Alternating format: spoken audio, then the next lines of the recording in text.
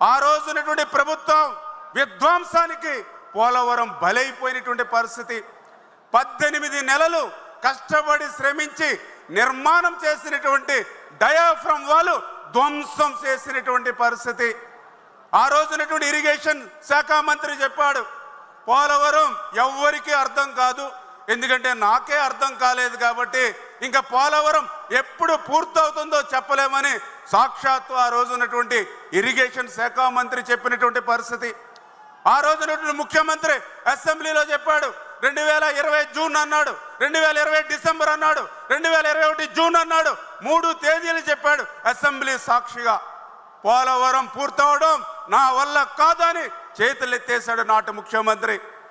జాతీయ తెలుగుదేశం పార్టీ అధ్యక్షులు గౌరవ ముఖ్యమంత్రి నారా చంద్రబాబు నాయుడు గారికి కార్యకర్తల సంక్షేమమే తన క్షేమమని తలిచేటువంటి యువ స్ఫూర్తి నారా లోకేష్ బాబు గారికి, రాష్ట్ర పార్టీ అధ్యక్షులు పల్లా శ్రీనివాసరావు గారికి, వేదిక మీద వేదిక ముందున్నటువంటి తెలుగుదేశం పార్టీ కుటుంబ సభ్యులకు, పాత్రికేయ మిత్రులకు అందరికీ కూడా ముందుగా నా హృదయపూర్వకమైన నమస్కారాలు మీ అందరికీ కూడా తెలియజేసుకుంటూ ఉన్నా.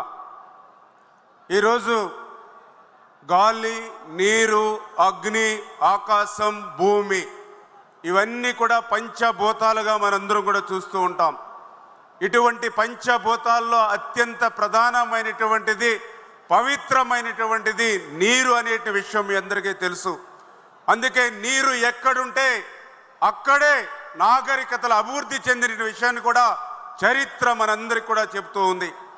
అందుకే ఈ ఆంధ్రప్రదేశ్ రాష్ట్ర ప్రజల దాహార్తిని తీర్చాలని, ఆంధ్రప్రదేశ్ రాష్ట్ర ప్రజల ఆకలిని తీర్చాలనే ఉద్దేశంతో ఆ రోజు నందమూరి తారక రామారావు గారి దగ్గర నుండి ఈ రోజు చంద్రబాబు నాయుడు గారి వరకు కూడా ఈ యొక్క ఇరిగేషన్ వ్యవస్థకు అత్యంత ప్రాధాన్యతనిస్తూ, అందుకు ఉదాహరణే ఆ రోజు 2014, 2019 5 సంవత్సరాల తెలుగుదేశం పార్టీ పాలనలో 5 సంవత్సరాల బడ్జెట్ 7 లక్షల కోట్లుంటే ఆ రోజు 72,000 కోట్ల రూపాయలు ఆ రోజు ఇరిగేషన్కి కేటాయించినటువంటి పరిస్థితి.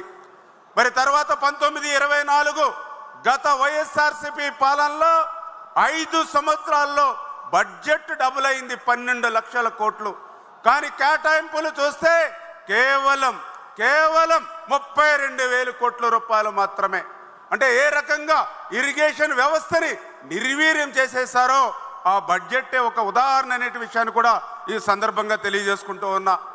అందులో ముఖ్యంగా పోలవరం అంటే ఒక వరం, పోలవరం అంటే ఒక జీవనాడి. అటువంటి పోలవరం ప్రాజెక్టుని ఆ రోజు 14-19 5 సంవత్సరాల్లో మరి చంద్రబాబు నాయుడు గారు 72% పూర్తి చేస్తే, తర్వాత వచ్చినటువంటి ప్రభుత్వం 19-24లో పోలవరాన్ని పూర్తి చేయడం మాట నుంచి 20 సంవత్సరాలు వెనక్కి పోలవరాన్ని నెట్టేసినటువంటి పరిస్థితి. ఆ రోజునటువంటి ప్రభుత్వం విధ్వంసానికి పోలవరం బలైపోయినటువంటి పరిస్థితి. 18 నెలలు కష్టపడి శ్రమించి నిర్మాణం చేసినటువంటి డయాఫ్రమ్ వాల్ ధ్వంసం చేసినటువంటి పరిస్థితి. ఆ రోజునటువంటి ఇరిగేషన్ శాఖ మంత్రి చెప్పాడు, పోలవరం ఎవ్వరికీ అర్థం కాదు, ఎందుకంటే నాకే అర్థం కాలేదు కాబట్టి ఇంకా పోలవరం ఎప్పుడు పూర్తవుతుందో చెప్పలేమని సాక్షాత్తు ఆ రోజునటువంటి ఇరిగేషన్ శాఖ మంత్రి చెప్పినటువంటి పరిస్థితి. ఆ రోజునటువంటి ముఖ్యమంత్రి అసెంబ్లీలో చెప్పాడు, 2020 జూన్ అన్నాడు, 2020 డిసెంబర్ అన్నాడు, 2021 జూన్ అన్నాడు, 3 తేదీలు చెప్పాడు అసెంబ్లీ సాక్షిగా. పోలవరం పూర్తవడం నా వల్ల కాదని చేతులెత్తేశాడు నాటి ముఖ్యమంత్రి. కానీ ఈరోజు చంద్రబాబు నాయుడు గారు అధికారంలోకి వచ్చాక ఏదైతే ఈ యొక్క పోలవరం ప్రాజెక్టుకు సంబంధించినటువంటి డయాఫ్రమ్ వాల్ 2025 డిసెంబర్కి పూర్తవ్వాలి, పోలవరం ప్రాజెక్టు 2027 డిసెంబర్కి పూర్తవ్వాలి. అప్పటి నుంచి ఆ పోలవరం గోదావరి వరద జలాలు అటు ఉత్తరాంధ్రకు ఇటు రాయలసీమకు ప్రవహించాలని చంద్రబాబు నాయుడు గారు ఒక లక్ష్యం పెట్టి ఆ లక్ష్యానికి అనుగుణంగా 2027 డిసెంబర్ కల్లా పోలవరాన్ని పూర్తి చేసేటువంటి విధంగా పనిచేస్తున్న విషయాన్ని కూడా ఈ సందర్భంగా మీ ద్వారా కూడా తెలియజేసుకుంటూ ఉన్నా. ఏదైతే మీ అందరికీ తెలుసు, ఉత్తరాంధ్ర ఉత్తరాంధ్ర సుజల స్రవంతి ఆ రోజు 2019, 2024 5 సంవత్సరాలలో ఉత్తరాంధ్ర సుజల స్రవంతికి ₹1 బడ్జెట్లో పెట్టాల, ఒక్క అడుగు ముందుకేలా. మళ్ళీ ఈరోజు ఈ ప్రభుత్వం వచ్చిన తర్వాత ఉత్తరాంధ్ర సుజల స్రవంతికి 1176 కోట్ల రూపాయలు మొదటి బడ్జెట్లోనే పెట్టి అటు విజయనగరం, విశాఖపట్నం, శ్రీకాకుళం జిల్లాలకు సస్యశ్యామలం చేసేటువంటి విధంగా ప్రాధాన్యత ఈరోజు చంద్రబాబు నాయుడు గారు ఇస్తున్నటువంటి పరిస్థితి మీ అందరికీ తెలుసు. వెలిగొండ అంటే అత్యంత వెనకబడినటువంటి ప్రకాశం జిల్లా వెలిగొండ ప్రాజెక్టు. మరి అటువంటి వెలిగొండకి జాతికి అంకితమని గత ఎన్నికల ముందు ఆనాటి ముఖ్యమంత్రి ఆర్భాటంగా ప్రచారం చేశాడు. తీరా మేము అధికారంలోకి వచ్చిన తర్వాత చూస్తే ఆ వెలిగొండకి వెళ్ళి పరిశీలిస్తే ఆ వెలిగొండకి సంబంధించి హెడ్ వర్క్స్ దగ్గర మరి అక్కడ వింగ్స్ కానీ అదేవిధంగా వాల్స్ కానీ నిర్మాణం కాల.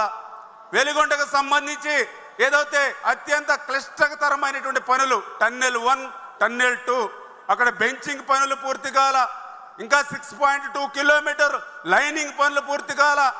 మరి ఆ టన్నెల్ దాటి బయటకు వస్తే మరి ఏదైతే ఫీడర్ ఛానల్ ఉందో ఆ ఫీడర్ ఛానల్కి ఇంకా 21 కిలోమీటర్లు సిసి లైనింగ్ చేయాలి. ఇంకా 5 కిలోమీటర్లు సిసి వాల్ నిర్మాణం చేయాలి. ఆ ఫీడర్ వాల్ దాటి రిజర్వాయర్ దగ్గరికి వెళ్తే అక్కడ నిర్వాసితులకి 900 కోట్ల రూపాయలు అక్షరాల R&R ప్యాకేజ్ ఇవ్వాలి. నిర్వాసితులు కాలనీలు కట్టాలి. అంటే చంద్రబాబు నాయుడు గారు లాంటి వ్యక్తి ముఖ్యమంత్రిగా ఉంటే ఇంకొక 2 సంవత్సరాల్లో ఆ వెలిగొండను పూర్తి చేయొచ్చు. దగ్గర ఇంకా 4000 కోట్ల రూపాయలు వెలిగొండకి ఖర్చు చేయవలసి ఉండగా పూర్తి కానిటువంటి ప్రాజెక్టుని పూర్తయినట్లుగా ఆ రోజు జాతికి అంకితం చేశానని చెప్పి ఏ రకంగా అయితే ఆ యొక్క ప్రకాశం జిల్లా ప్రజల్ని ఆ రోజు జగన్మోహన్ రెడ్డి మోసం దగ ఎట్లా చేశాడో ఆ వెలిగొండే ఒక ఉదాహరణ. ఆ వెలిగొండే కాదు, ఇవాళ ఈ రాయలసీమ ప్రాంతాన్ని కూడా అదే రకమైన మోసం, అదే రకమైన దగ. ఎందుకంటే ఇక్కడ కూడా ఒక సినిమా సెట్టింగ్ వేశాడు. ఏదైతే కుప్పం బ్రాంచ్ కెనాలకు సంబంధించి కుప్పంకి నీరు ఇస్తున్నానని రాష్ట్రానికి ప్రచారం చేయాలని చెప్పి ఒక సినిమా సెట్టింగ్ వేశాడు. ఆ రోజు మరి ఏదైతే మరి ట్యాంకర్ల ద్వారా నీరు తెచ్చాడు. బెంగళూరు నుంచి పువ్వులు తెప్పించాడు. హెలీప్యాడ్లో హెలికాప్టర్ దిగి అక్కడ బటన్ నొక్కి ఆ వచ్చినటువంటి నీటిని మరి వదిలాడు. ఆ యొక్క బటన్ నొక్కి మళ్ళీ ఆ రోజు నుండి ముఖ్యమంత్రి హెలీప్యాడ్ దగ్గరికి వెళ్ళి ఆ హెలికాప్టర్ ఎక్కే లోపుగానే అతను బటన్ నొక్కినటువంటి ఆ కొద్దిపాటి నీళ్లు కూడా నేలలోనే ఇంకిపోయాయి. అతను వదిలిన పువ్వులన్నీ కూడా నేల మీద పడి వాడిపోయినటువంటి పరిస్థితి. యావత్తు మీడియా రంగం కూడా మరి ఆశ్చర్యపోయినటువంటి పరిస్థితి. అంటే ఆ రకమైన దగా మోసం ఈరోజు చంద్రబాబు నాయుడు గారి పాలనలో ఉండదు.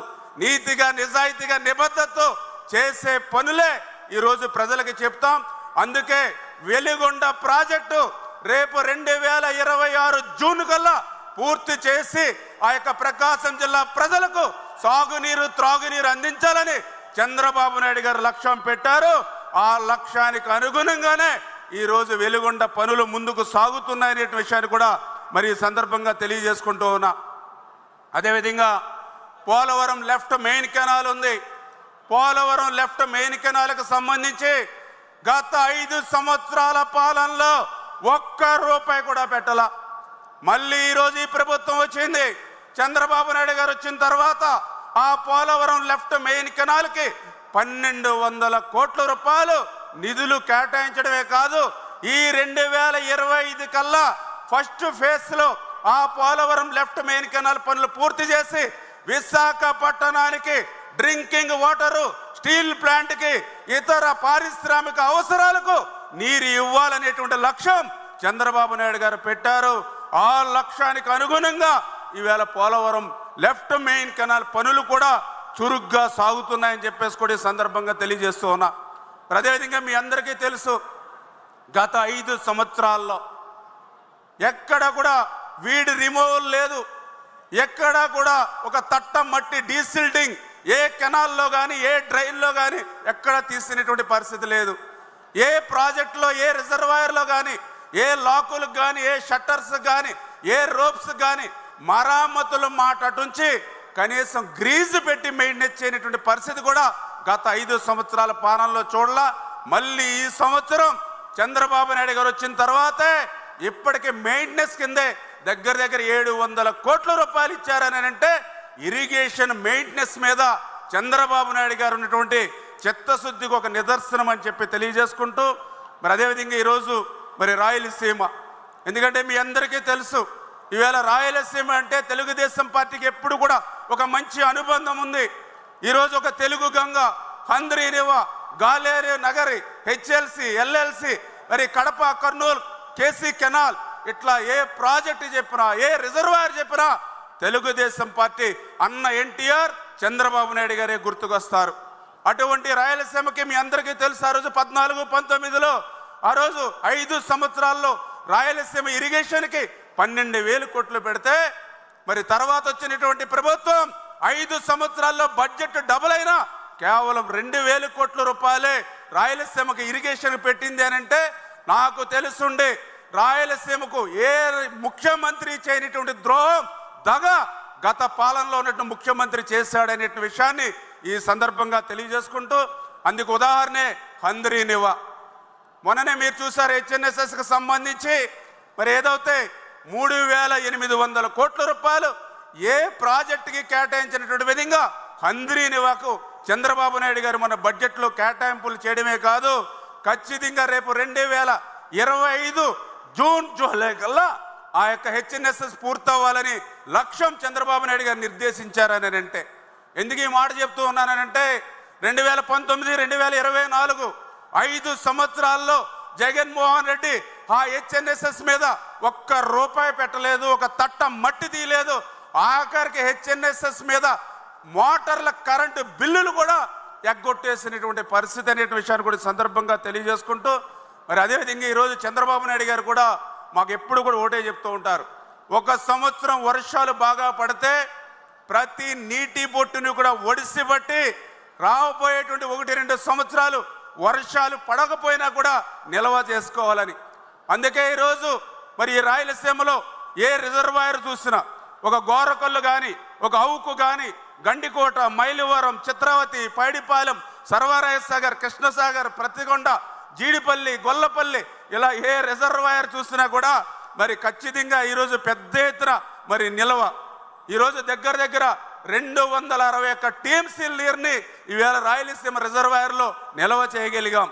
ఈరోజు అవసరాలు తీర్చుకోగా, ఎందుకంటే ఆ రోజు పంటలకు కానీ త్రాగునీరు అవసరాలు తీరుగా కూడా ఈరోజు మే నెల దాటి జూన్ నెల వస్తున్నా కూడా ఇంకా 152 టీఎంసీల నీరు ఈవేళ రిజర్వాయర్లు రాయలసీమలో కలకల్లాడుతూ ఉన్నాయంటే అది చంద్రబాబు నాయుడు గారి యొక్క ముందు చూపుకని చెప్పి తెలియజేసుకుంటూ, మరి అదేవిధంగా ఆఖరిగా మీ అందరికీ కూడా ఒక్కటే, రాయలసీమను రతనాల సీమగా మార్చాలని ఆ రోజు చంద్రబాబు నాయుడు గారి ఆలోచన.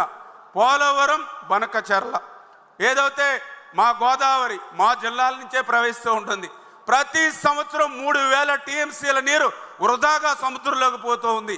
అటువంటి వృధాగా పోయేటువంటి 3,000 టీఎంసీల నీరులో 200 టీఎంసీల నీరు తీసుకుని దాన్ని మరి ఏదైతే తెలుగు తల్లికి జలహారతి కింద మరి 3 విడతలుగా 3 దశల్లో ఏదైతే Polavaram to Krishna, Krishna to Bollapalli, Bollapalli to Banakacherla, ఇట్లా 3 దశల్లో 80,000 కోట్ల రూపాయలు పెట్టి ఆ పోలవరం బనకచెర్లను పూర్తి చేస్తే దగ్గర 80 లక్షల మంది ప్రజలకు త్రాగునీరు లభిస్తుంది.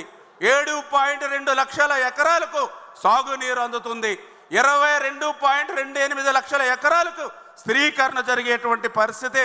రేపు పోలవరం బనకచెర్ల పూర్తవుతే యావత్ రాయలసీమ అంతా కూడా పచ్చని పైరుగా కనిపిస్తుందనే విషయాన్ని మీ ద్వారా అందరికీ కూడా తెలియజేసుకుంటూ, ఈ రకంగా ఆర్థిక పరిస్థితి సహకరించకపోయినప్పటికీ కూడా ఇరిగేషన్కి ఇంత పెద్ద ఎత్తున ప్రాధాన్యత ఇస్తున్నటువంటి ఈ యొక్క సాగునీటి రంగం మీద నేను ప్రవేశపెట్టేటువంటి తీర్మానాన్ని బలపరచవలసిందిగా మిమ్మల్ని అందరినీ కూడా కోరుతూ సెలవు తీసుకుంటున్నాం. Thank you.